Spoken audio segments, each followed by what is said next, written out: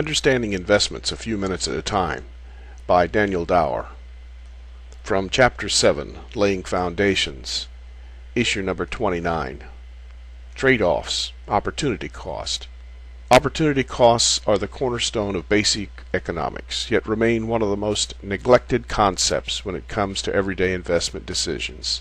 The idea is that given limited resources, engaging in any activity requires foregoing some other activity. The foregone activity is the opportunity cost.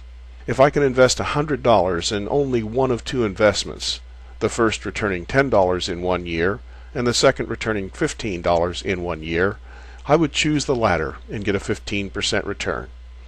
In this case, the opportunity cost, the next best option that we had to pass up, is $10, or 10%, and the benefit of having the second option available is an additional $5, or 5%. The majority of investment analysis works to determine the value of a business in isolation, to determine its net present value, internal rate of return, break-even, etc. In reality, we are almost always faced with choosing between one investment and another, not an isolated decision. On one hand, it seems reasonable to evaluate each independently. Regardless of the answer one derives, the minimum acceptable rate of return should never be less than one's opportunity cost, the next best alternative. Seems simple.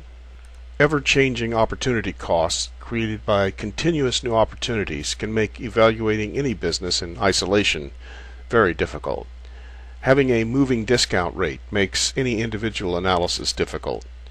Unfortunately, there is no simple solution. Instead of fretting, let's just add it to the list of things to keep in mind as we consider our investments. One way of mitigating this problem is to assign a minimum opportunity cost, or a minimum acceptable rate of return.